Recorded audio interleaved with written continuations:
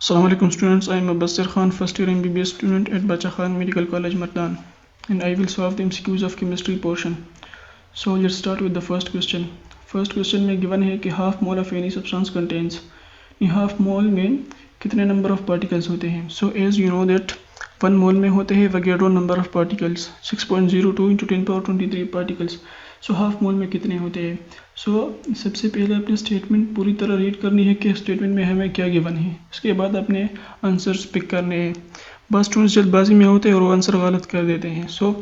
यहाँ पर 1 मोल की बात नहीं हो रही, हाफ मोल ऑफ सब्सटेंस की बात हो रही है. एक 1 मोल में एवोगैड्रो नंबर ऑफ पार्टिकल्स होते हैं. हाफ मोल में होते हैं हाफ ऑफ द एवोगैड्रो. इसको 2 पर डिवाइड करेंगे, हाफ ऑफ द एवोगैड्रो. हमारे पास आ जाएगा 3.011 into 10 power 23 particles. Option B is the correct option.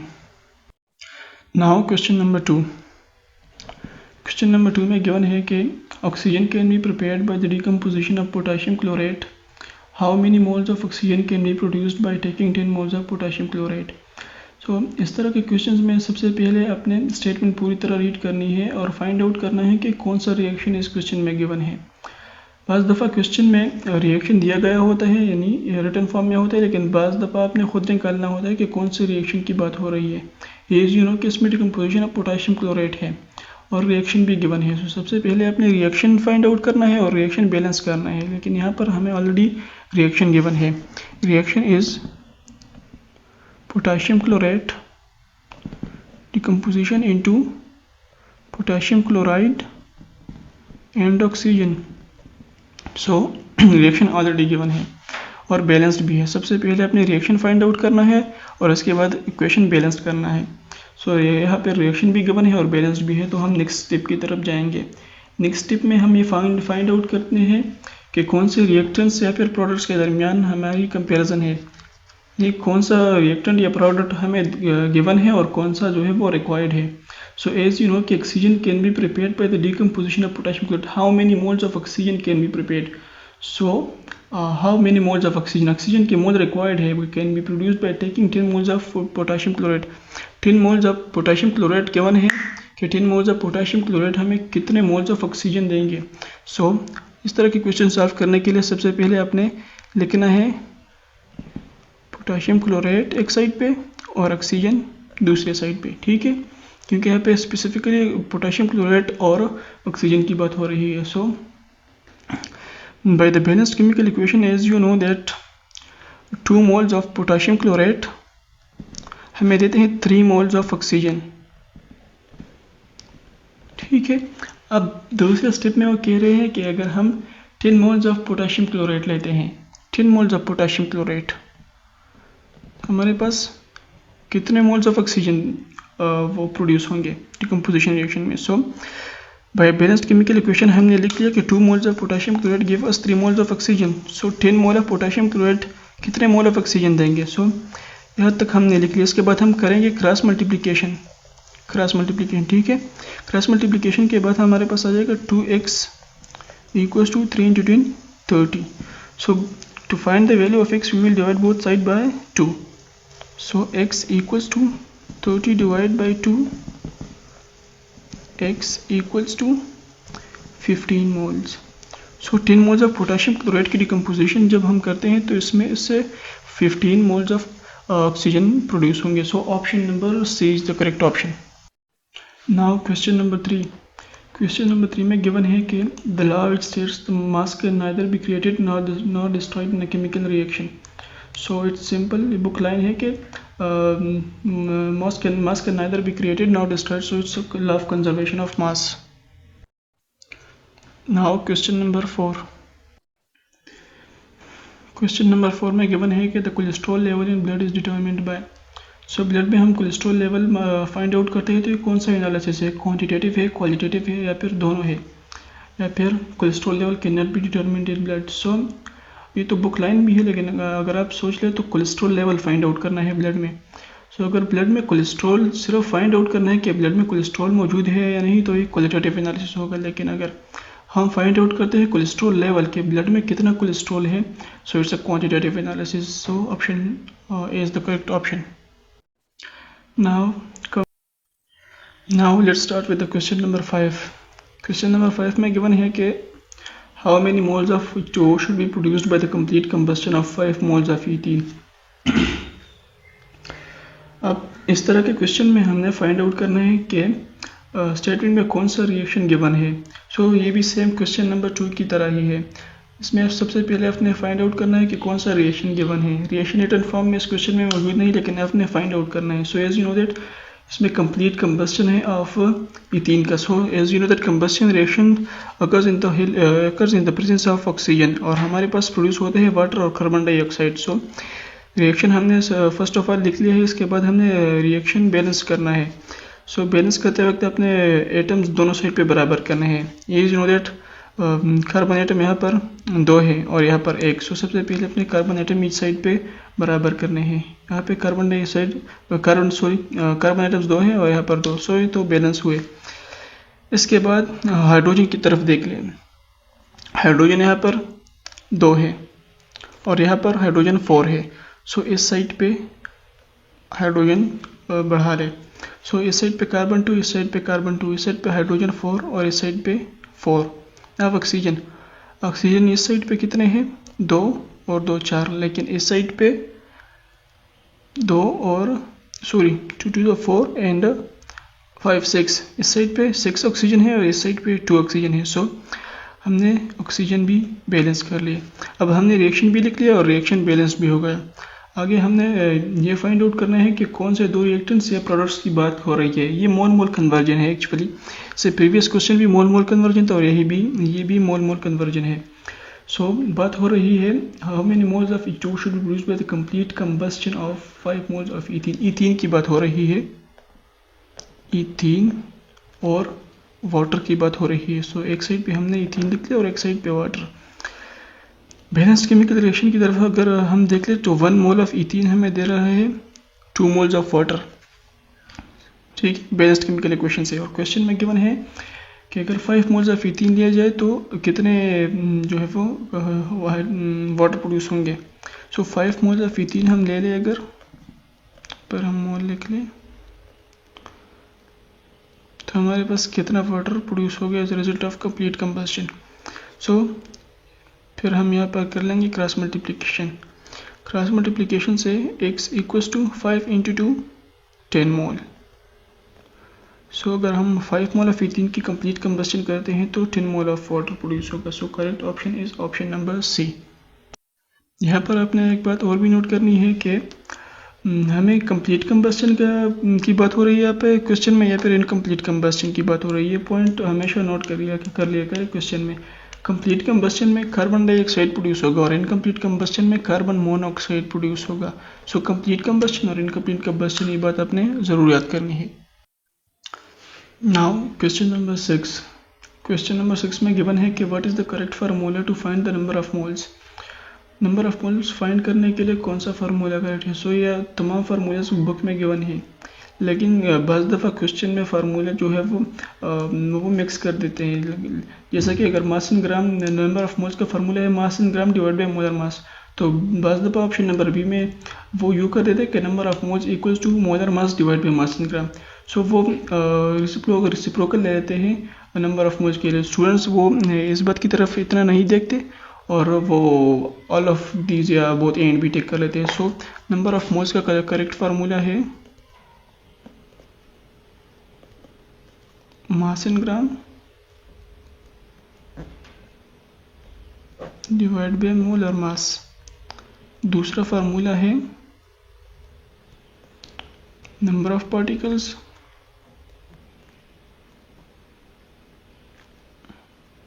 Divide by Avogadro number. ठीक है. सो इसमें option number A correct option है. Now question number 7. Question number 7 में गिवन है कि how many grams of carbon dioxide can be produced by thermal decomposing 10 mole of zinc carbonate. तो इसमें decomposition है जिंक कार्बोनेट की. सो सबसे पहले अपनी रिएक्शन फाइंड आउट करना है कि कौन सा रिएक्शन स्टेटमेंट में गिवन है. So it's a reaction of zinc carbonate decomposition. Zinc carbonate की डिकम्पोजिशन होती है zinc oxide plus carbon dioxide में। नाउ रिएक्शन हमने लिख लिया, इसके बाद हमें रिएक्शन बैलेंस करना है। दोनों साइड पे नंबर ऑफ एटम्स जो है वो बराबर करने हैं। एज यू नो कि आप इस साइड पे जिंक है, जिंक का 1 एटम प्रेजेंट है, इस साइड पे 1, इस साइड पे कार्बन 1 है, इस साइड पर भी 1, यहाँ पर भी ऑक्सीजन की तरफ अगर आप देख ले तो ऑक्सीजन भी बराबर है। सो रिएक्शन भी हमने देख लिया, रिएक्शन ऑलरेडी जो है वो बैलेंस्ड भी है। नाउ हमने फाइंड आउट करना है कि किन दो रिएक्टेंट्स या प्रोडक्ट्स की बात हो रही है। So how many grams of carbon dioxide can be produced by thermal decomposing 10 mole of zinc carbonate. So यहाँ पर जिंक कार्बोनेट और कार्बन डाइऑक्साइड की बात हो रही है, ठीक है। अब इससे पहले जो दो क्वेश्चंस हमने किए वो मोल मोल कन्वर्जन था, और ये है मोल मास कन्वर्जन। मोल मास कन्वर्जन क्योंकि जिंक कार्बोनेट गिवन है in the form of moles और कार्बन डाइऑक्साइड रिक्वायर्ड है in the form of grams. Carbon dioxide का मास जो है वो रिक्वायर्ड है। सो अगर बैलेंस्ड केमिकल इक्वेशन से हम देख ले तो 1 mole of zinc carbonate give us 1 mole of carbon dioxide. अब अगर हम जिंक कार्बोनेट के मोल को सबसे पहले वो मास में कन्वर्ट करते हैं, फिर कार्बन डाइऑक्साइड का मास फाइंड आउट करते हैं, तो क्वेश्चन काफ़ी लेंथी हो जाएगा और बहुत ही टाइम कंज्यूमिंग होगा। सो हम शॉर्टकट तरीके से करेंगे, हम जिंक कार्बोनेट को मोल ही में रहने देंगे क्योंकि जिंक कार्बोनेट गिवन है in the form of moles. और as you know that 1 mole of carbon dioxide कितने ग्राम्स के बराबर होते हैं? ऑफ कोर्स 44 ग्राम के CO2 का मोलर मास है 44। सो 1 मोल ऑफ कार्बन डाइऑक्साइड जो है 44 ग्राम है। सो हम जिंक कार्बोनेट को मोल ही में रहने देंगे और कार्बन डाइऑक्साइड को इन द फॉर्म ऑफ मास या ग्राम्स में रिप्रेजेंट करेंगे क्योंकि कार्बन डाइऑक्साइड मास में रिक्वायर्ड है। नाउ बैलेंस्ड केमिकल इक्वेशन से हमारे पास ये आइडिया आ गया कि 1 mole of zinc carbonate give us 44 gram of carbon dioxide, ठीक है। नाउ क्वेश्चन में गिवन है कि 10 मोल ऑफ जिंक कार्बोनेट जो है वो कितने grams of carbon dioxide produce करेगा। ना 10 मोल अगर हम ले लें तो इससे कितने gram of carbon dioxide produce होगा। सो हम क्रॉस मल्टीप्लिकेशन कर लेंगे। क्रॉस मल्टीप्लिकेशन से हमारे पास आ जाएगा क्रॉस मल्टीप्लिकेशन हम कर लेंगे कि क्रॉस मल्टीप्लिकेशन से हमारे पास आ जाएगा 44 डिवाइड बाय 10 इक्वल्स टू 440 ग्राम, ठीक है। सो इस तरह के क्वेश्चन में जब जिसमें मास मोल या मोल मास कन्वर्जन हो, सबसे पहले आपने जो गिवन है जो भी चीज़ जिस क्वांटिटी यानी जिस यूनिट पे गिवन है उसी में रहने देना है, दूसरे यूनिट्स में कन्वर्ट नहीं करना। जो गिवन है जो रिक्वायर्ड है वो उसी चीज़ को अपने दूसरे यूनिट में जो है वो कन्वर्ट कर देना है। यहाँ पे जिंक कार्बोनेट जो है वो मोल में गिवन था, सो हमने ये मोल में ही रहने दिया, लेकिन कार्बन डाइऑक्साइड ग्राम्स में रिक्वायर्ड था। सो हमने कार्बन डाइऑक्साइड को सबसे पहले ग्राम में कन्वर्ट किया, ठीक है। वो तो सिंपल है, 1 मोल में 44 ग्राम्स होते हैं, molar mass of carbon dioxide is 44। सो 10 मोल में कितने होते हैं, जो हम डायरेक्टली क्रॉस मल्टीप्लिकेशन करेंगे। सो correct option is option number D. Now question number 8। Question number 8 में हमारे पास गिवन है कि if 1 mole of hydrogen gas occupies 22.4 dm³ volume at STP, then the volume occupied by 2 mole of carbon dioxide at STP will be, STP means standard temperature and standard pressure। सो इसमें किसी भी किस्म की calculation required नहीं है, ये question Avogadro law के base पर है। एवोगैड्रो लॉ में कहते हैं कि एक ही टेम्परेचर और प्रेशर पर अगर हम same amount of gases different gases ले तो एक ही वॉल्यूम ऑक्यूपाई करेगा। लेट्स सपोज हमारे पास गैस है CO2, हमारे पास दूसरा गैस है हाइड्रोजन, तीसरा गैस हमारे पास है हीलियम। अगर हम इसकी कंसंट्रेशन या इसकी अमाउंट तीनों की रख ले 1 मोल या फिर 2 मोल रख ले, हर एक की 2 मोल, डिफरेंट सिलेंडर्स में हम ये गैस रख ले और 2 मोल एक ही 3 सिलेंडर्स हम रख ले और 2 मोल्स गैसेस में जो है वो भर ले। अगर हम इन तीनों गैसेस की टेम्परेचर और प्रेशर सेम रख ले, ठीक है, टेम्परेचर और प्रेशर अगर हम सेम रख ले तो ये एक ही वॉल्यूम जो है वो ऑक्यूपाई करेगा।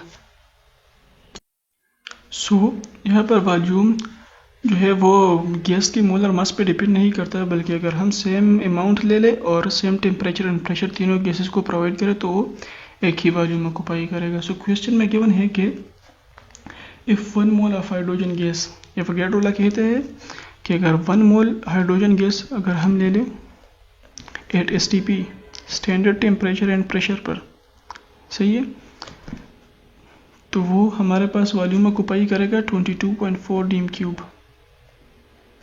ठीक है। अब अगर हम 2 मोल्स ऑफ कार्बन डाइऑक्साइड ले लें, 2 moles of CO2 eight STP, तो कितना वॉल्यूम ऑक्यूपाई करेगा?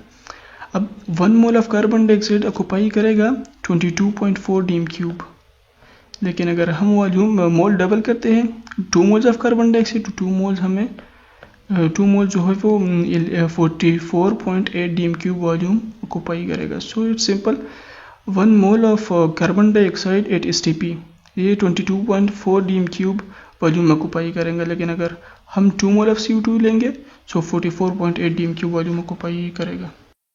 यहाँ स्टैंडर्ड टेम्परेचर और प्रेशर से मुराद टेम्परेचर 0 डिग्री सेंटीग्रेड या फिर 273 केल्विन और प्रेशर वो 1 atm standard temperature and pressure. ठीक, so the correct option is option number C। Now question number 9। Question number 9 में गिवन है कि how many atoms are there in 1 mole of water. 1 mole of water में कितने number of atoms होते हैं? सो अगर हम वाटर के फार्मूले में देख लें तो इसमें हमारे पास 3 एटम्स है, एक ऑक्सीजन और 2 हाइड्रोजन। अब क्वेश्चन में हमें नंबर ऑफ एटम्स जो है वो फाइंड आउट करने हैं, नंबर ऑफ मॉलिक्यूल्स नहीं। देखिए 1 मोल में नंबर ऑफ मॉलिक्यूल्स होते हैं, वाटर में number of molecules, Avogadro number of molecules या फिर 6.02 × 10⁻23 नंबर ऑफ मॉलिक्यूल्स। ठीक है, लेकिन यहाँ पर number of atoms find out करने हैं। सो H2O के 1 मोल में नंबर ऑफ मॉलिक्यूल्स होते हैं 6.02 × 10⁻23 ये एवोगैड्रो नंबर ऑफ मॉलिक्यूल्स, लेकिन number of atoms is you know that फार्मूले में 3 एटम्स है। सो 1 मोल ऑफ वाटर में नंबर ऑफ एटम्स होते हैं 3 मल्टीप्लाई बाय एवोगैड्रो नंबर, यानी 3 times Avogadro number of atoms होते हैं 1 मोल ऑफ वाटर में। सो option number D is the correct option. Now question number 10। Question number 10 में given है कि what is the value of 1 AMU in grams. हमें 1 AMU की value find out करनी है ग्राम्स में। सो इसकी कैलकुलेशन टूल थोड़ी सी लेंथी है, लेकिन आपने लेकिन आपने चंद 1 ग्राम जो, लेकिन आपने 1 AMU की वैल्यू ग्राम्स में जो है वो याद रखनी है कि 1 AMU कितने ग्राम्स का बराबर होता है। सो हम फाइंड आउट करते हैं, हम कैलकुलेट कर लेते हैं, लेकिन आपने ये वैल्यू याद रखनी है। By the definition of AMU is you know that AMU 1 AMU is equal to 1/12 of the mass of carbon 12 atom। 1 AMU बराबर होता है 1/12 the mass of carbon 12 atom। ठीक है, सो MU equals to 1/12 multiply by mass of carbon 12 atom। Now हमने एक carbon number 12 atom की mass find out करनी है, ठीक है, और इस फार्मूले में पुट करना है। So as you know that 1 mole equals to 6.02 × 10⁻23 carbon atoms, ये बराबर है 12 ग्राम ऑफ कार्बन एटम्स। सही है, 1 mole equals to 6.023 × 10⁻23 carbon atoms है एवोगैड्रो नंबर ऑफ एटम्स है, और ये बराबर है 12 ग्राम के। नाउ हमें फाइंड आउट करना है 1 एटम का मास के, 1 एटम कितने ग्राम्स के बराबर होता है। सो both sides divide by Avogadro number या फिर 6.02 × 10⁻23। ठीक है, अब 1 कार्बन एटम का मास हमारे पास आ जाएगा 12 डिवाइड बाई 6.02 इंटू 10 पावर 23। ठीक है, अब अगर हम ये सॉल्व कर ले तो हमारे पास आ जाएगा 1.99 इंटू 10 पावर -23 ग्राम। सो 1 कार्बन एटम का मास होता है 1.99 इंटू 10 पावर -23 ग्राम। नाउ हम इस फार्मूले में पुट कर लेते हैं ये 1 mu इक्वल्स टू, सॉरी ये 1/12 है, 1/12 multiply by 1.99 into 10 power -23 gram. So अगर हम ये सॉल्व कर लेते हैं तो हमारे पास आ जाएगा 1 mu equals to 1.67 into 10 power -24 grams. So ये कैलकुलेशन बहुत ही लेंथी है, लेकिन आपने ये वैल्यू अपने पास याद रखना है कि 1 mu, सॉरी कैलकुलेशन थोड़ा सा मिस हो गया, कैमरे में नहीं आया, लेकिन यहाँ से स्टार्ट कर ले। 1 mu equals to 1/12 multiply by 1.99 into 10 power -23 gram. So अगर हम ये कैलकुलेट कर ले तो हमारे पास आ जाएगा 1.67 इंटू 10 पावर -24 ग्राम। नाउ ये बहुत ही लेंथी कैलकुलेशन है, लेकिन आपने याद रखना है कि 1 mu की वैल्यू ग्राम्स में कितनी है, 1.67 इंटू 10 पावर -24 ग्राम्स। ठीक है, अब केजी में कितनी है, किलोग्राम में। सो किलोग्राम में इसकी वैल्यू है 1.67 इंटू 10 पावर -27 kg। ठीक है, अब 1 ग्राम कितने mu के बराबर होता है, 1 gram is equal to 6.02 into 10 power 23 AMU।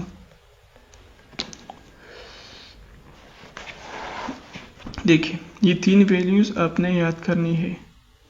1 mu equals to 1.67 into 10 power -24 gram, 1 mu equals to 1.67 into 10 power -27 kilogram, and 1 gram is equal to 6.02 into 10 power 23 AMU. So option number D is the correct option. Now question number 11. Question number 11 में given है कि a balanced chemical equation must satisfy which of the following. So option number A है equal number of molecules on both sides.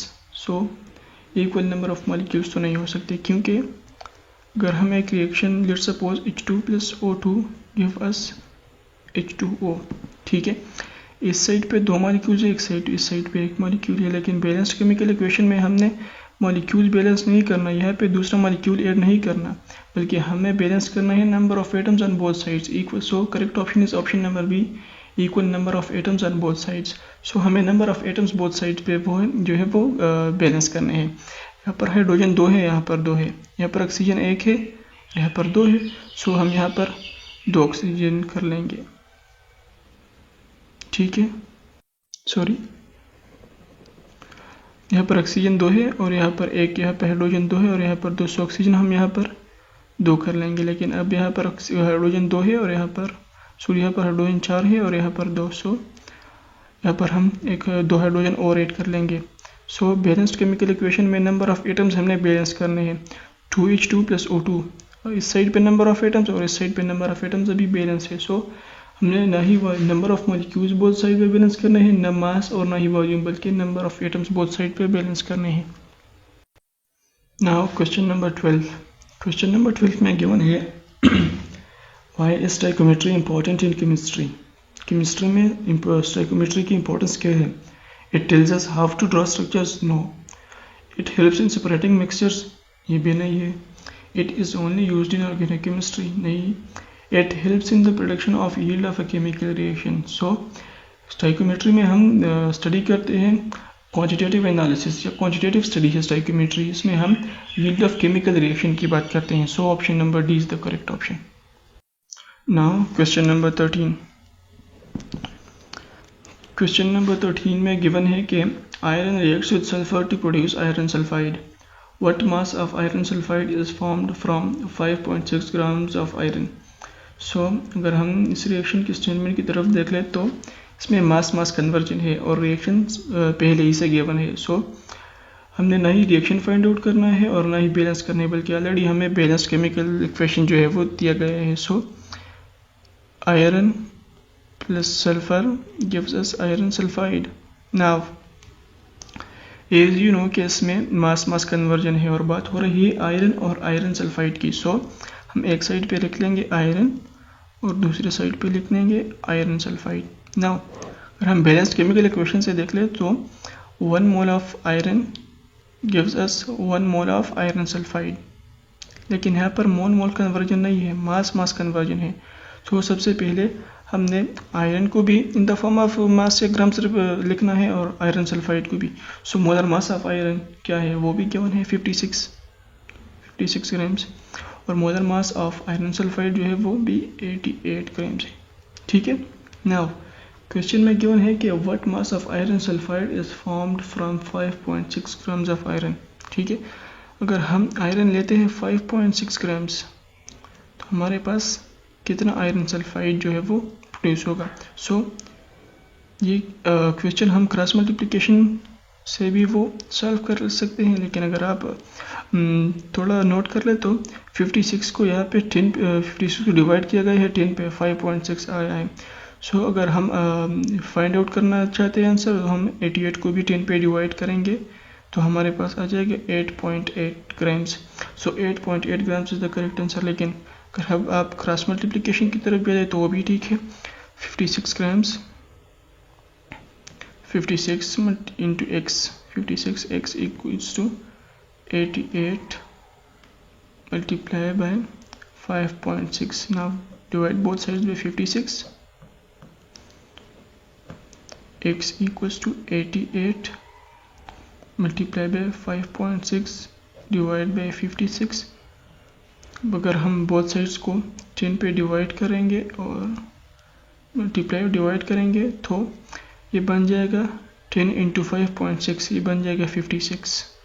ठीक है, 10 यहाँ से cut जाएगा, 56 और 56 यहाँ से कट जाएंगे और 88 डिवाइड बाई 10 क्या आ जाएगा, 88 डिवाइड बाई 10 आ जाएगा x इक्वल्स टू 8.8 ग्राम्स। ठीक है, so the correct answer is option number D, 8.8 grams. Now question number 14। Question number 14 में गिवन है कि 1 डीएम क्यूब बराबर होता है 100 cm cube, 10 cm cube, 1000 cm cube या 10,000 सीम क्यूब। सो ये कन्वर्जन फैक्टर्स है, बुक में गिवन भी है। 1 dm cube is equal to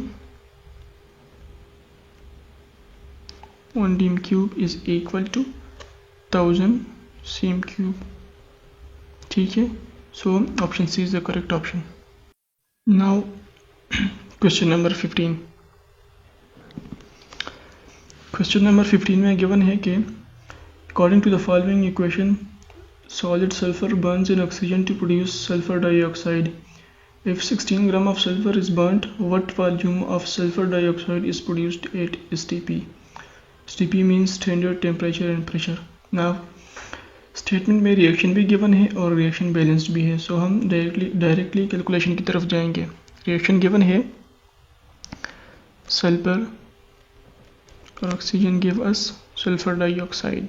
ठीक है, अब बात हो रही है सल्फर और सल्फर डाइऑक्साइड की रिएक्शन में, इक्वेशन में। ठीक है, सो एक साइड पे हम सल्फर लिख लेंगे और दूसरे साइड पे sulphur dioxide. Now balanced chemical equation की तरफ अगर हम देख ले तो 1 मोल ऑफ सल्फर जब बर्न्ट होता है तो हमें देता है 1 मोल ऑफ सल्फर डाइऑक्साइड।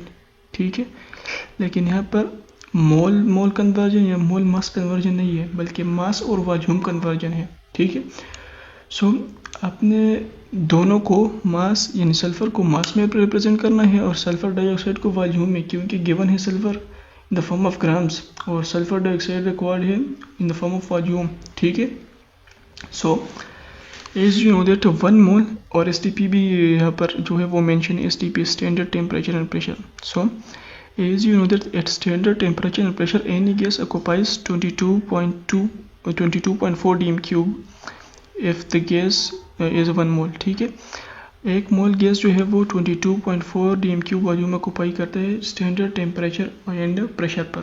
ठीक है।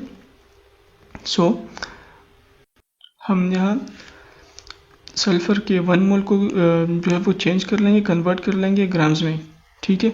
सो मोलर मास, सल्फ़र का मोलर मास क्या है 32, 32 grams give us 1 mole of sulphur dioxide eight STP, और 1 मोल बराबर होता है 22.4 dm³, ठीक है। क्योंकि यहाँ पर वॉल्यूम की बात हो रही है सल्फ़र डाइऑक्साइड और सल्फ़र की बात हो रही है ग्राम्स में, ठीक है। तो हम शॉर्टकट तरीके से सल्फ़र को डायरेक्टली ग्राम्स में वो रिप्रेजेंट कर लेंगे और सल्फ़र डाइऑक्साइड को रिप्रेजेंट कर लेंगे इन द फॉर्म ऑफ वॉल्यूम, ठीक है, एट एसटीपी। ना क्वेश्चन में गिवन है कि अगर हम 16 ग्राम्स ऑफ सल्फ़र लेते हैं तो सल्फ़र डाइऑक्साइड का कितना वॉल्यूम जो है वो प्रोड्यूस होगा, ठीक है। सो अगर हम 16 ग्राम्स लेते हैं सल्फ़र के तो कितना वॉल्यूम ऑफ सल्फ़र डाइऑक्साइड जो है वो प्रोड्यूस होगा। सो अगेन यहाँ पर हम क्रॉस मल्टीप्लिकेशन करेंगे।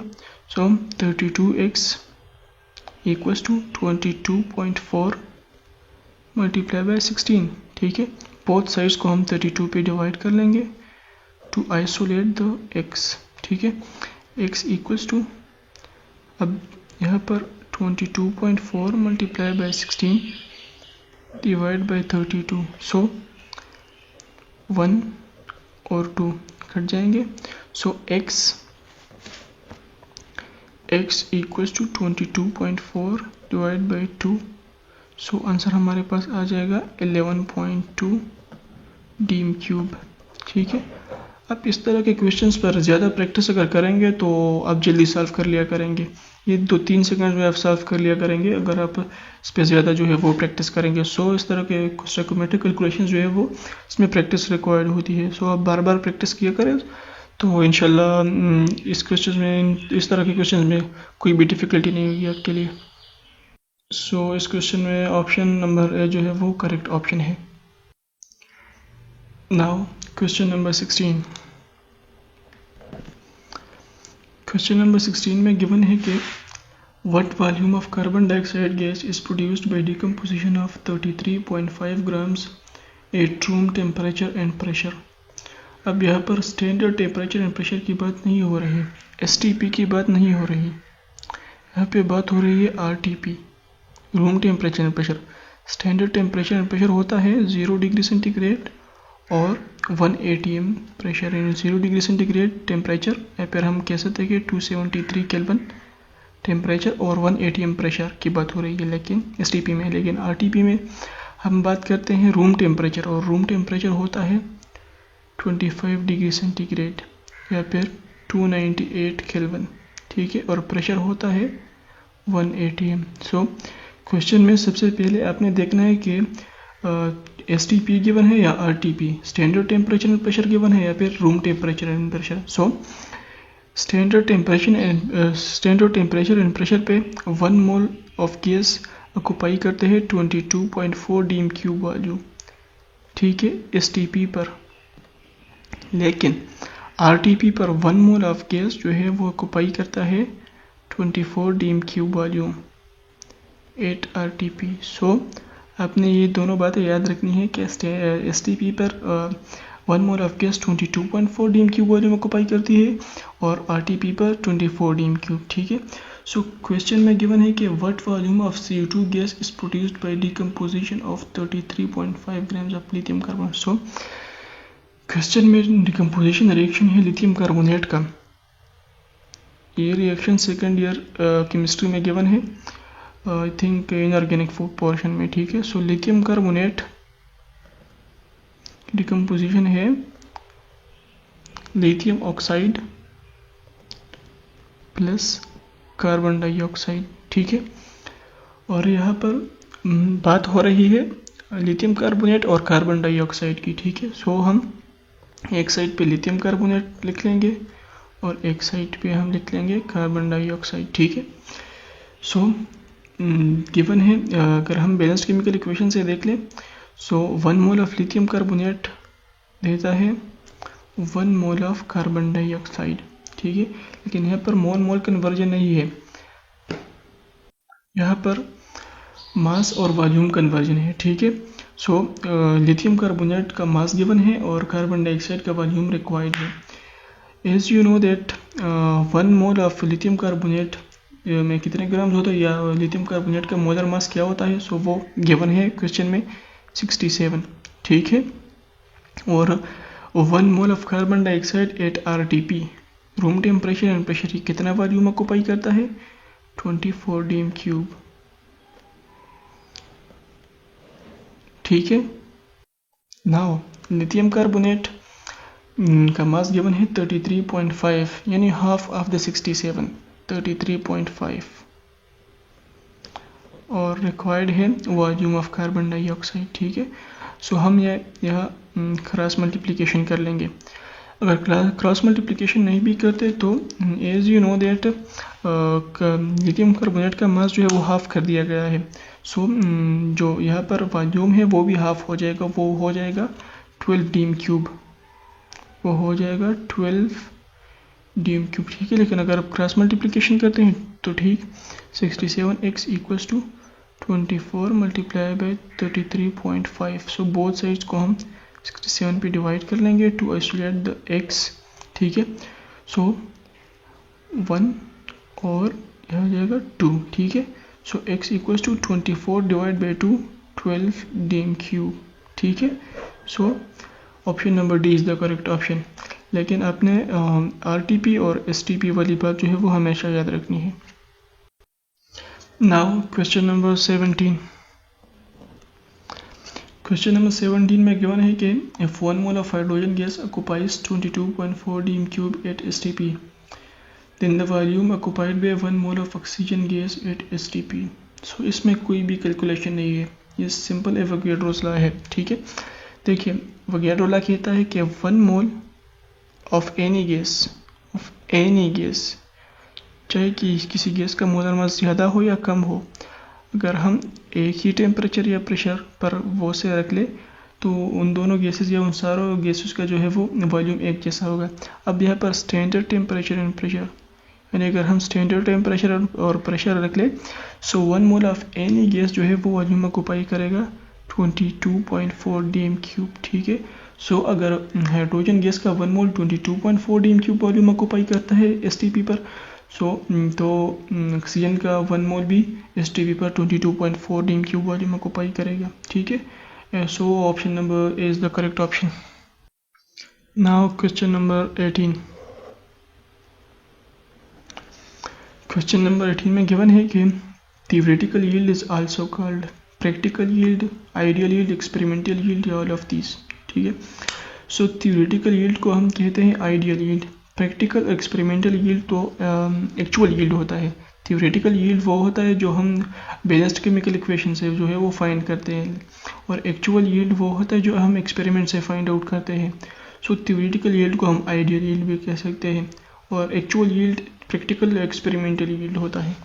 सो option number B is the correct option. Now question number 19। Question number 19 है कि if 5 moles of nitrogen is reacted with 12 mole of hydrogen to produce ammonia, so identify the limiting reagent। सो सबसे पहले अपने reaction find out करना है और reaction balance करना है। एज रिएक्शन गिवन है और बैलेंस्ड भी है तो हमें फाइंड आउट करने की ज़रूरत नहीं है, हमें जस्ट लिखना है in 2 + 3 to give us 2NH3। Now as हमें लिमिटिंग रीजन फाइंड आउट करना है तो हमें रिएक्टेंट्स को कंपेयर करना होगा कि कौन सा रिएक्टेंट जो है वो लिमिटिंग है और कौन सा जो है वो एक्सेस में है, ठीक है। सो हम एक साइड पे लिख लेंगे एक रिएक्टेंट और दूसरे साइड पे लिख लेंगे दूसरा रिएक्टेंट, ठीक है। नाउ बैलेंस्ड केमिकल इक्वेशन से अगर हम देख ले, सो 1 मोल ऑफ नाइट्रोजन के लिए चाहिए 3 मोल्स ऑफ हाइड्रोजन, ठीक है।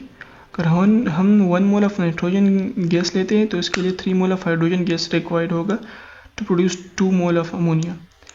अब क्वेश्चन में गिवन है कि अगर हम 5 मोल्स ऑफ N2 लेते हैं, 5 मोल्स ऑफ N2 लेते हैं और 12 mole of H2 hydrogen gas लेते हैं, किसी कंटेनर में हम इनका रिएक्शन करवाते हैं ताकि अमोनिया जो है वो प्रोड्यूस हो, तो इसमें कौन सा लिमिटिंग में होगा और कौन सा एक्सेस, ठीक है। ये फाइंड आउट करना है कौन सा लिमिटिंग में होगा।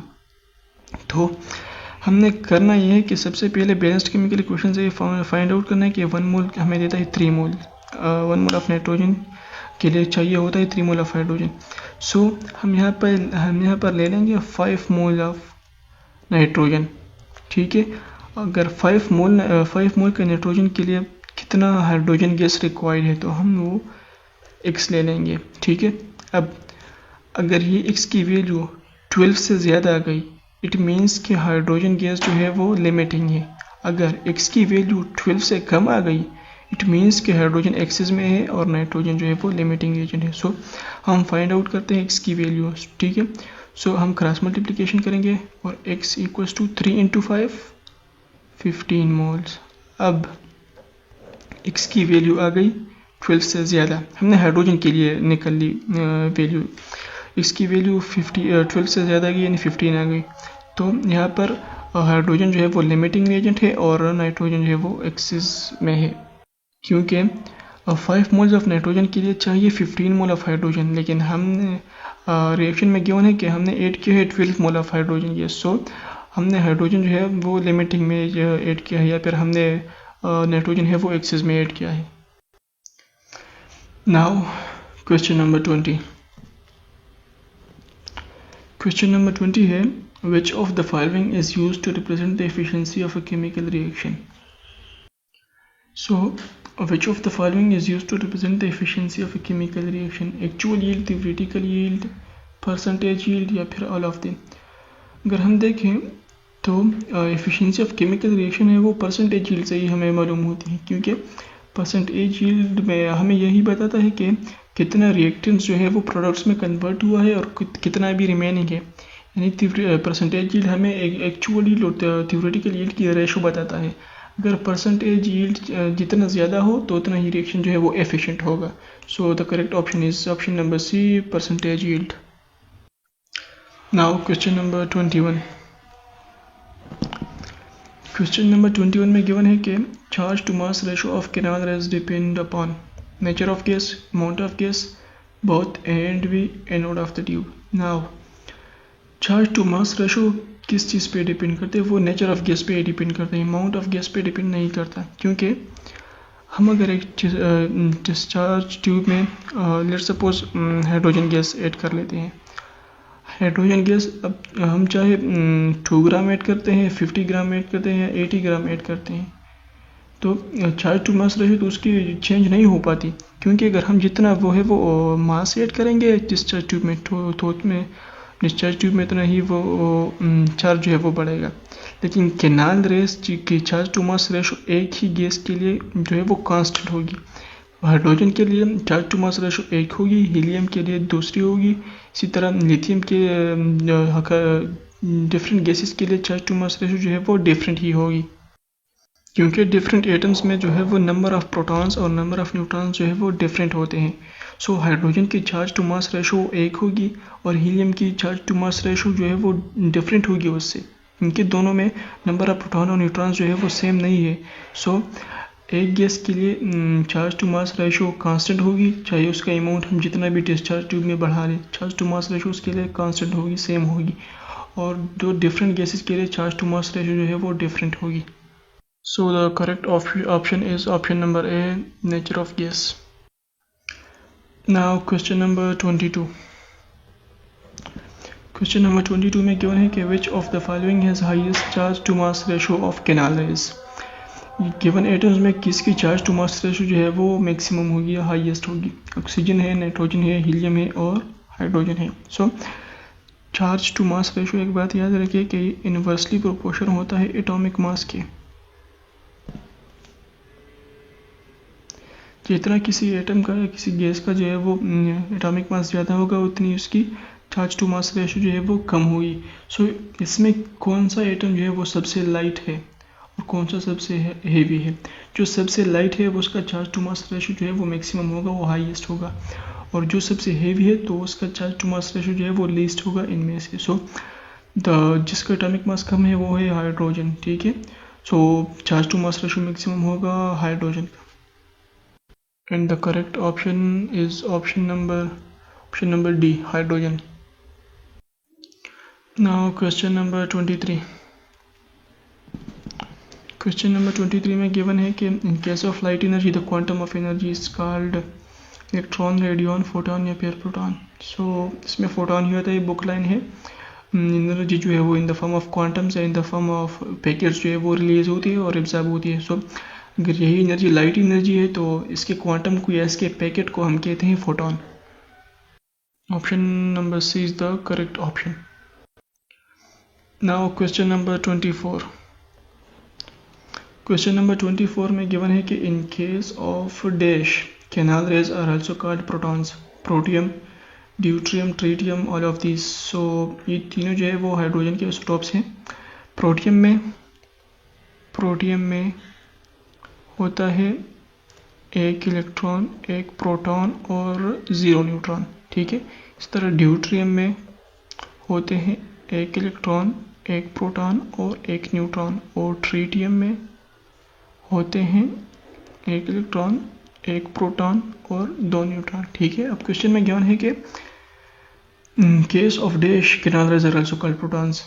सो इसमें करेक्ट ऑप्शन प्रोटियम ही है, क्योंकि जब हम डिस्चार्ज ट्यूब में प्रोटियम लेते हैं या फिर हाइड्रोजन गैस जो भी आइसोटोप हम लेते हैं, सो इससे सबसे पहले इलेक्ट्रॉन जो है वो रिमूव हो जाता है, वो एटम जो है वो आयनाइज हो जाता है, ठीक है। आयनाइजेशन के बाद तीनों में जो है वो एक एक ही इलेक्ट्रॉन है। सो अगर इलेक्ट्रॉन रिमूव हो जाएगा तो पीछे प्रोटियम में रहता है एक प्रोटॉन, ड्यूट्रियम में रहते हैं प्रोटॉन और न्यूट्रॉन, और ट्रीटियम में एक प्रोटॉन और 2 न्यूट्रॉन। सो इस प्रोटियम में से इलेक्ट्रॉन जो है वो रिमूव हो गए और पीछे सिर्फ रहता है एक ही प्रोटॉन। सो अगर प्रोटियम जो है वो आयनाइज हो जाएगा और उससे कैनाल रे बन जाती है तो हम इसको प्रोटॉन्स भी कह सकते हैं। इन केस ऑफ ड्यूट्रियम और ट्रीटियम हम इसको प्रोटॉन्स नहीं कह सकते, क्योंकि जब आयनाइज हो जाएगा ड्यूट्रियम और ट्रीटियम, सो प्रोटॉन के साथ साथ इसमें न्यूट्रॉन भी रह जाते हैं। सो इन केस ऑफ प्रोटियम हम कैनाल रे इसको प्रोटॉन्स कह सकते हैं। It is the only isotope, it is the only gas जिसमें हम प्रोटियम को जो है वो जिसमें हम कैनाल रे इसको प्रोटॉन्स कह सकते हैं। बाकी जितने भी गैसेस है, जितने भी एटम्स है, उनको उनकी कैनाल रेस को हम प्रोटॉन्स नहीं कह सकते, क्योंकि वो सिर्फ पॉजिटिवली चार्ज है, यानी कैटाइंस है। So option number A is the correct option, protium.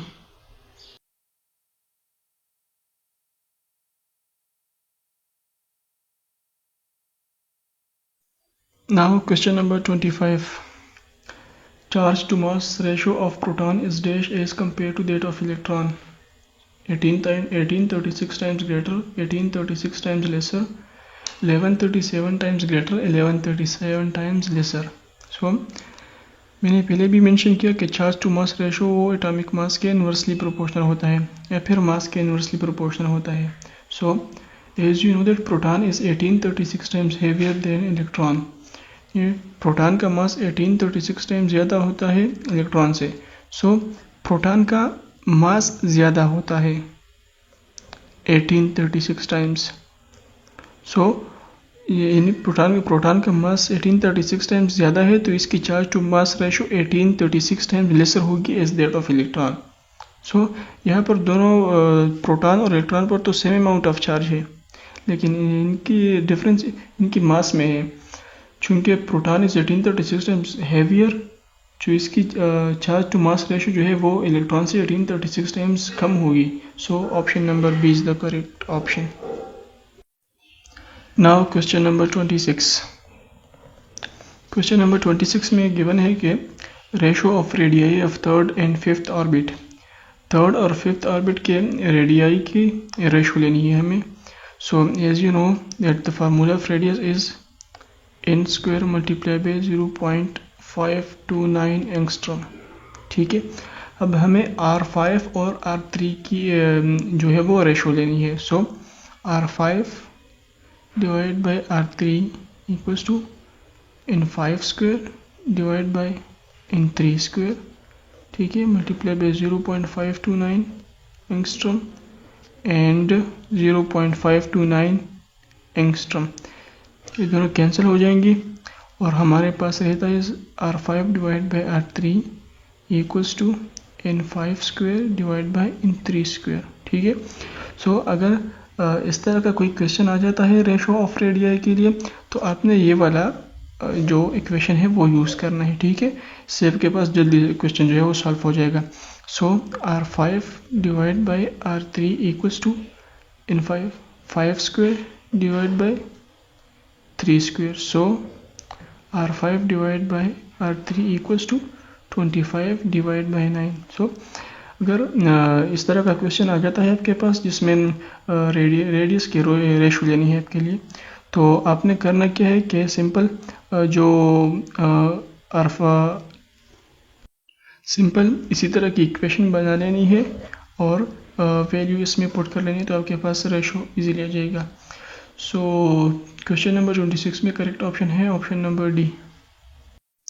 Now question number 27. Question number 27 में गिवन है कि what is the energy required to ionize hydrogen atom from second excited state. So यहाँ पर हमारे पास गिवन है second excited state. Second excited state से मुराद यहाँ पर थर्ड एनर्जी लेवल है, थर्ड एनर्जी लेवल. ठीक है, अगर यहाँ पर क्वेश्चन में गिवन होता कि थर्ड एक्साइटेड स्टेट, तो यहाँ पर फिर हम लेते fourth energy level. Second excited state से मुराद ये इलेक्ट्रॉन अभी थर्ड एनर्जी लेवल में मौजूद है. सो हम इलेक्ट्रॉन आयोनाइज करेंगे from third energy level to the infinity. ठीक है, सो इसके लिए हमारे पास फार्मूला है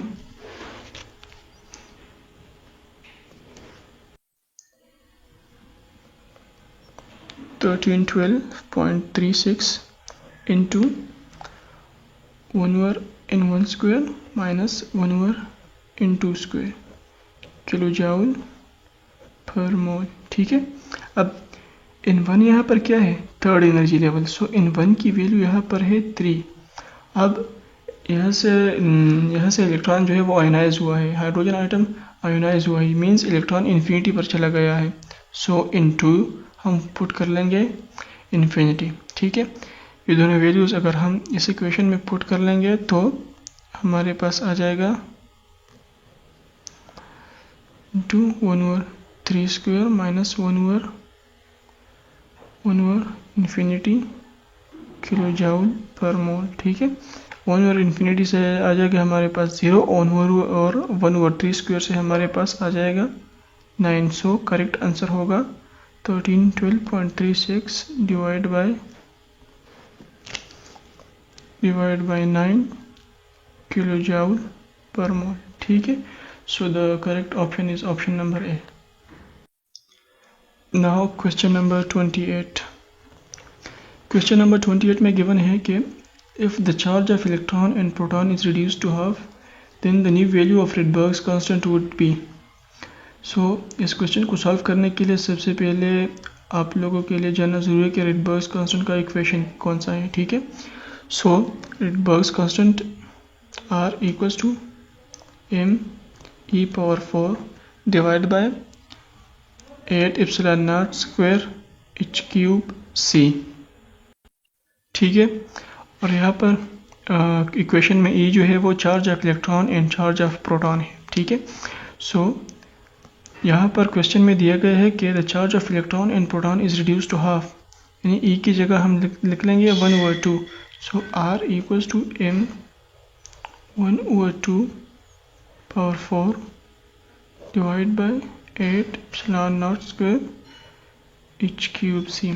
ठीक है, अब हम 1/2 पावर 4 को सॉल्व कर लेंगे, मज़ीद इससे आ जाएगा m E अपनी जगह पर आ जाएगा इक्वेशन में, divide by 8 epsilon not square h³ multiply by 1/2 power 4 से आ जाएगा हमारे पास 1/16. ठीक है, नाउ ये पूरा me4 divide by 8 epsilon not square h³ ये रिडबर्ग्स कांस्टेंट की इक्वेशन है या नहीं. ठीक है, सो हमारे पास न्यू रिडबर्ग्स कांस्टेंट आ जाएगा r मल्टीप्लाई बाय 1/16, या हम यूँ भी लिख सकते हैं कि r dash equals to r divide by 16. ठीक है, so the correct option is option number D, r divide by 16. Now question number 29. Question number 29 में गिवन है कि which of the following series lies in ultraviolet region. ठीक है, so ये book line है। Option number A correct है, Lyman series, क्योंकि Lyman series के लिए है अल्ट्रावायलेट रीजन। इसी तरह barber series visible region, passion, bracket और फन जो है वो इंफ्रारेड रीजन में होते हैं। सो the correct option is Lyman series. Now question number 30। Question number 30 में गिवन है कि Bohr's atomic model can not explain the spectrum of hydrogen, helium, helium plus, lithium plus plus. तो बोर्स एटॉमिक मॉडल के drawbacks में एक point ये भी है कि ये मॉडल सिर्फ सिंगल इलेक्ट्रॉन एटम्स के स्पेक्ट्रम को एक्सप्लेन करता है, यानी Bohr's atomic model multi electron atoms के स्पेक्ट्रम को एक्सप्लेन नहीं कर सकता। ठीक है, सो आपने फाइंड आउट करना है कि इसमें कौन सा ऐसा एटम्स है जिसमें एक से ज़्यादा इलेक्ट्रॉन्स है। जिस एटम में भी एक से ज़्यादा इलेक्ट्रॉन हो तो वो बोर्स एटॉमिक मॉडल उसके स्पेक्ट्रम को एक्सप्लेन नहीं कर सकता। ठीक है, सो हाइड्रोजन में एक इलेक्ट्रॉन है, क्यों ना एक इलेक्ट्रॉन एक प्रोटॉन। हीलियम में होते हैं 2 इलेक्ट्रॉन, हीलियम प्लस में होते हैं 1 इलेक्ट्रॉन, लिथियम प्लस प्लस में भी होते हैं, यानी लिथियम प्लस 2 में भी 1 electron. So the correct option is option number B, helium, क्योंकि हीलियम में 2 इलेक्ट्रॉन होते हैं और जिस एटम में भी एक से ज़्यादा इलेक्ट्रॉन हो तो बोर एटॉमिक मॉडल उस एटम के स्पेक्ट्रम एक्सप्लेन नहीं कर सकता। ठीक है, so the correct option is helium, क्योंकि इसमें 2 इलेक्ट्रॉन्स होते हैं। Now question number 31।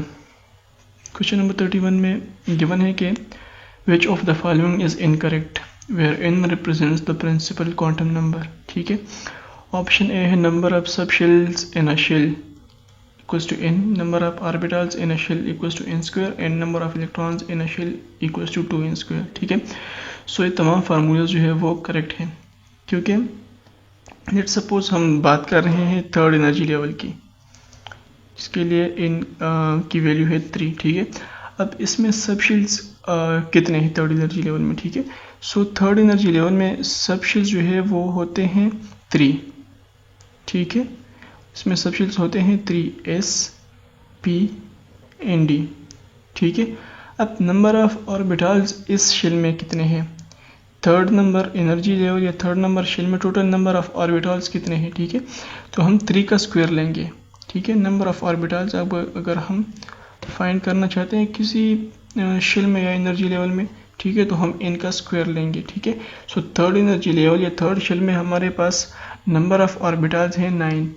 ठीक है, अब number of electrons in a shell, इसके लिए भी एक बेसिक फॉर्मूला है जो कि अपने मैट्रिक में भी पढ़ा होगा।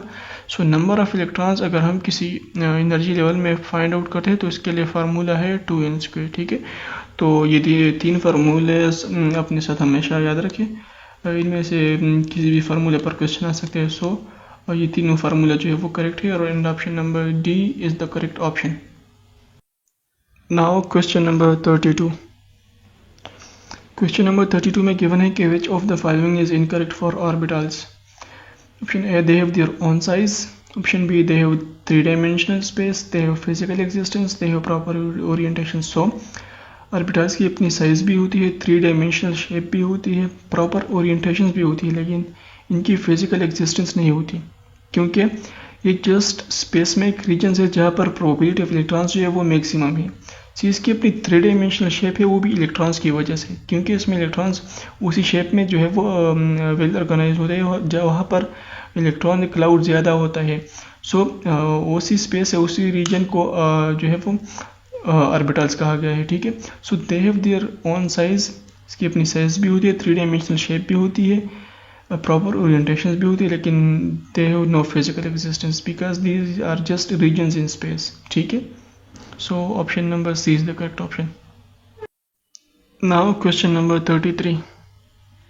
क्वेश्चन 33 में गिवन है कि which of the following orbital resembles P orbital in shape. ठीक है, सो अगर हम पी ऑर्बिटल में देख लें तो ये बाइलोब होता है। ठीक है, अब अगर डी स्क्वायर वाई स्क्वायर की तरफ देख ले तो ये बाइलोब नहीं होती, इसमें 4 लोब्स होते हैं। ठीक है, इसी तरह डी जेड एक्स में भी 4 लोब्स होते हैं, डी एक्स वाई में भी 4 लोब होते हैं, लेकिन डी जेड स्क्वायर में 2 लोब्स होते हैं और इसके सेंटर में एक डोगनट सा शेप होता है। ठीक है, सो जो the only one orbital option में गिवन है जो पी ऑर्बिटल्स के साथ रिजेम्बलेंस शो करता है वो है D Z square, option number C. Now question number 34।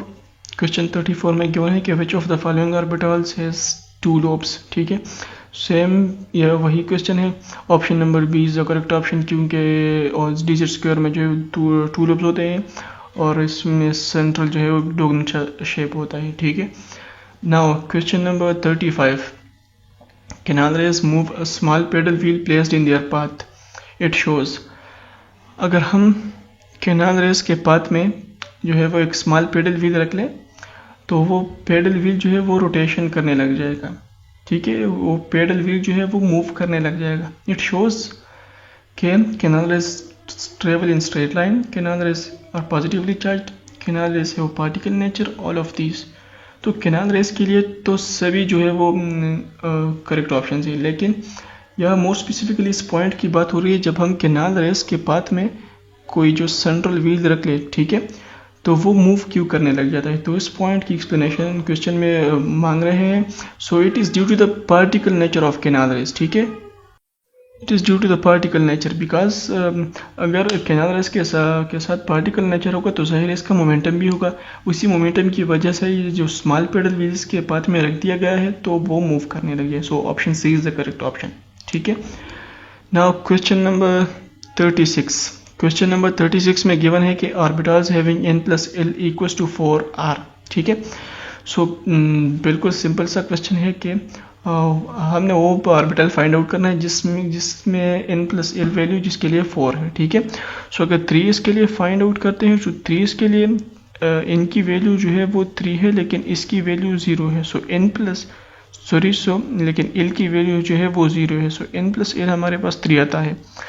अब हम 3p की अगर बात करें सो 3p में n के लिए 3 है और l वैल्यू जो है वो 1 है। ठीक है, ठीक है, सो इसके लिए n प्लस एल हो जाएगा 4। ठीक है, अब 3d के लिए तो n इक्वल्स टू 3 है। ठीक है, लेकिन l इक्वल्स टू 2 है। सो n प्लस एल इसके लिए बन जाएगा 5। सो इसमें करेक्ट ऑप्शन है 3p। 3p के लिए n की वैल्यू 3 है, l की वैल्यू 1 है। So n plus L equals to 4। So correct option is option number B. Now question number 37। Question 37 में गिवन है the quantum number which explains Zeeman effect. ठीक है, सो ये तो बुक लाइन भी है और जी मैन इफेक्ट जो है वो एसोसिएटेड होता है मैग्नेटिक इफेक्ट के साथ। ठीक है, so the quantum number which explains Zeeman effect is magnetic quantum number. ठीक है, अब क्वेश्चन नंबर 38। क्वेश्चन 38 में गिवन है when azimuthal quantum number L equals to 3 then total number of values of magnetic quantum number will be। ठीक है, सो यहाँ पर given है अज़ीमुथल क्वांटम नंबर की वैल्यू, L की वैल्यू गिवन है और रिक्वायर्ड क्या है कि हम total number of possible values जो m के लिए होते हैं वो फाइंड आउट करने हैं। ठीक है, सो इसमें एक फार्मूला रिक्वायर्ड होता है। गिवन क्या है, L इक्वल्स टू 3 और m की value total possible number values of m जो है वो फाइंड आउट करना है। ठीक है, सो m फाइंड आउट करने के लिए फार्मूला है 2l प्लस 1। ठीक है, सो l की वैल्यू यहाँ पर है 3। ठीक है, प्लस 1। सो m की वैल्यू आ जाएगी यहाँ पर 7। ठीक है, सो टोटल 7 जो है वो पॉसिबल वैल्यूज हैं मैग्नेटिक क्वांटम नंबर की if l इक्वल्स टू 3। ठीक है, और वो है -3, -2, -1, 0, 1, 2, 3। ठीक है, 1, 2, 3, 4, 5, 6, 7। ठीक है, so option C is the correct option. Now question number 39। Question number 39 में गिवन है कि Aufbau principle is applicable on ground state atoms only, atoms in excited state only, both A and B, या फिर none of these. ठीक है, so ये बात आपने याद रखनी है कि अबव प्रिंसिपल जो है वो सिर्फ ग्राउंड स्टेट एटम्स पर ही एप्लीकेबल है। ठीक है, अगर एटम एक्साइटेड स्टेट में चला जाता है यानी इसका इलेक्ट्रॉन लोअर से अपर स्टेट में अपर एनर्जी लेवल्स में चला जाता है तो उसके लिए अबव प्रिंसिपल एप्लीकेबल नहीं है, क्योंकि अबव प्रिंसिपल सिर्फ ग्राउंड स्टेट एटम्स पर एप्लीकेबल होता है। ठीक, नाउ क्वेश्चन नंबर 41। क्वेश्चन 41 में गिवन है कि which of the following does not follow Aufbau principle. ठीक है, सोडियम है, जिंक है, कॉपर है और पोटाशियम है। सो इसमें करेक्ट ऑप्शन है कॉपर। अब कॉपर क्यों जो है वो ऑफ बॉ प्रिंसिपल फॉलो नहीं करता, क्योंकि अगर हम इस पर ऑफ बॉ प्रिंसिपल, लेट सपोज हम इस पर ऑफ बॉ प्रिंसिपल अप्लाई करते हैं तो ये अपने मोस्ट स्टेबल फॉर्म में नहीं होता। कॉपर की इलेक्ट्रॉनिक कॉन्फ़िगरेशन है 4s1 3d10।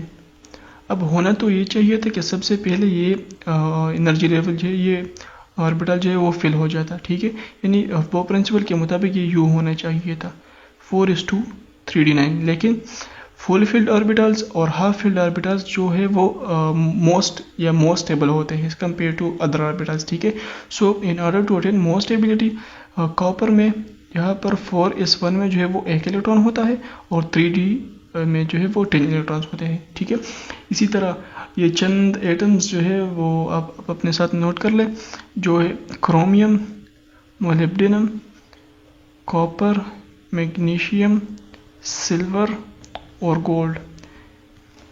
ये चंद एलिमेंट्स के नाम आप अपने साथ नोट कर ले, या बॉ प्रिंसिपल जो है वो ओबे या फॉलो नहीं करते, ठीक है। ये इसकी वजह ये है कि मोर स्टेबल फॉर्म में जाने के लिए जो है वो बॉ प्रिंसिपल के खिलाफ जो है वो मतलब इनकी इलेक्ट्रॉनिक कॉन्फ़िगरेशन होती है, ठीक है। Now question number 42। Question number 42 भी बुक लाइन है कि which of the following quantum number is not derived from Schrodinger wave equation, ठीक है। तो ये बुक लाइन है, बुक में आपने रीड किया होगा। The correct option is spin quantum number, option number D, ठीक है। Now 43, question number 43, at infinity the energy of electron is. अगर कोई इलेक्ट्रॉन जो है वो एटम से वो आयोनाइज हो जाए, इन्फिनिटी पे चला जाए, एटम छोड़कर चला जाए, तो उसकी एनर्जी क्या होगी? नेगेटिव होगी। नेगेटिव तो तब होगी जब इलेक्ट्रॉन जो है वो एटम के साथ एटम न्यूक्लियस की इस पर अट्रैक्शन होगी और एटम के साथ बाउंड होगा, तभी इलेक्ट्रॉन की एनर्जी जो है वो नेगेटिव होगी। पॉजिटिव तो होती नहीं है, ज़ीरो या इनफाइनाइट। तो जब कोई इलेक्ट्रॉन इन्फिनिटी पे चला जाता है तो उसकी एनर्जी ज़ीरो हो जाती है, ठीक है।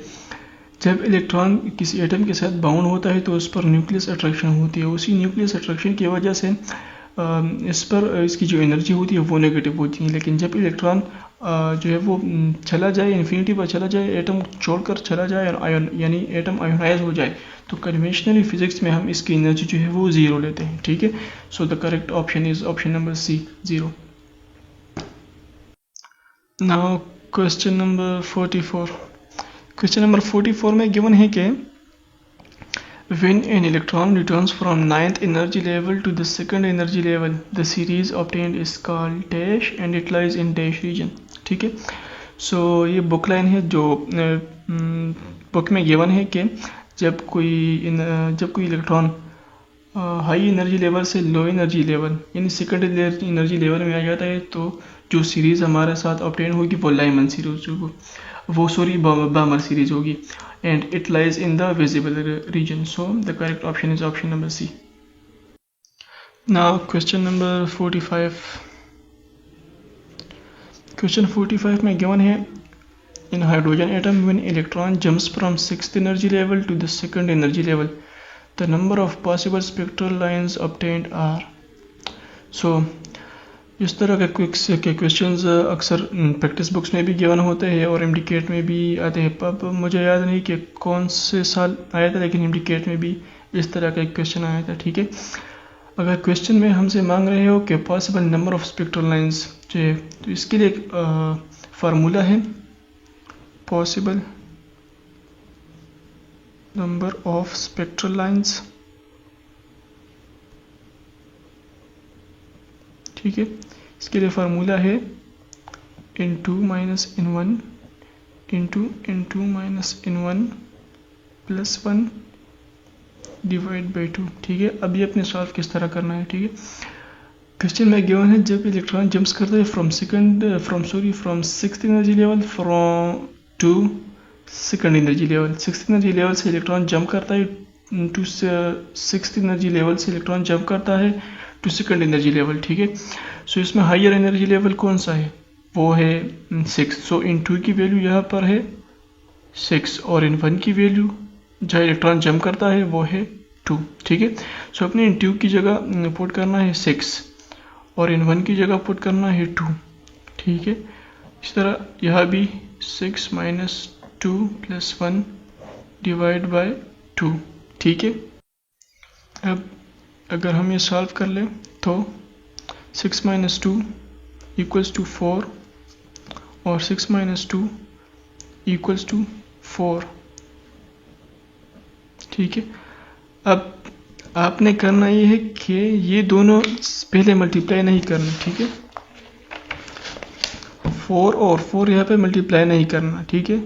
यहाँ पर सबसे पहले 4 को 1 के साथ ऐड करना है, उसके बाद जो है इस 4 के साथ मल्टीप्लाई करना है, ठीक है। अब हम 1 को इस 4 के साथ अगर ऐड करते हैं तो आता है 5, ठीक है, और फिर 4 to divide by 2, ठीक है। सो 5 4 = 20 divide by 2, so the correct option is 10 possible number of spectral lines, ठीक है। अब ये इक्वेशन आपने याद करना है और ये पॉइंट भी आपने याद रखना है, ठीक है, कि सबसे पहले यहाँ पर जो नंबर हमारे पास आता है उसके साथ 1 को ऐड करना है, तभी इसके साथ मल्टीप्लाई करना है, उसके बाद डिवीजन करनी है, ठीक है। अगर लेट सपोज इन 2 की वैल्यू जो है वो 4 है और इन 1 की वैल्यू जो है वो 2 है, ठीक है।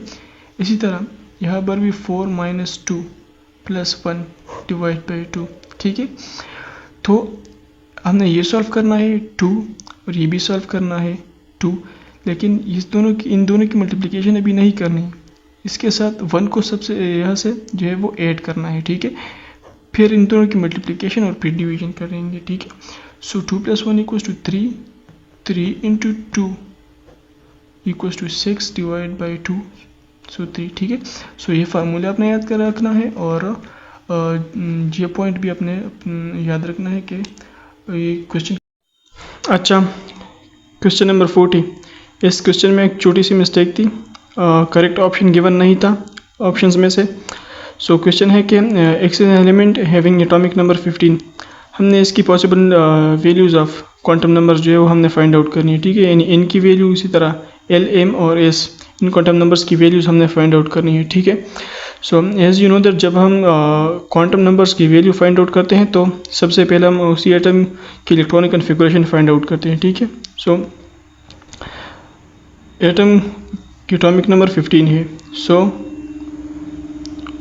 1s2, 2s2, इसी तरह 2p6, 3s2 एंड 3p3, 10, 11, 12, 13, 14, 15, ठीक है। इसकी इलेक्ट्रॉनिक कन्फिगरेशन ये है। अब as you know that last electron जो है वो 3rd शेल में है, सो इसके लिए प्रिंसिपल क्वांटम नंबर की वैल्यू क्या होगी? इनकी वैल्यू 3 है, ठीक है। Now as you know that L, इसके लिए एल की वैल्यू 0 है, ठीक है।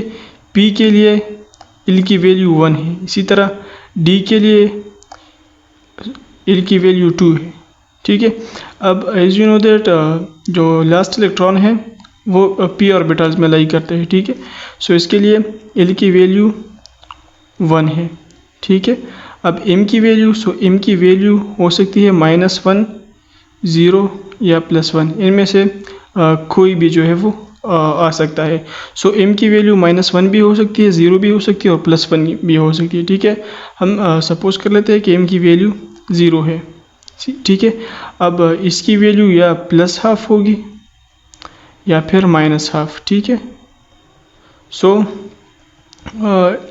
इस एटम के लिए इनकी वैल्यू 3, एल की वैल्यू 1, m की वैल्यू 0, -1 या +1 कोई भी हो सकती है और इसकी वैल्यू +½ या फिर -½ ठीक है।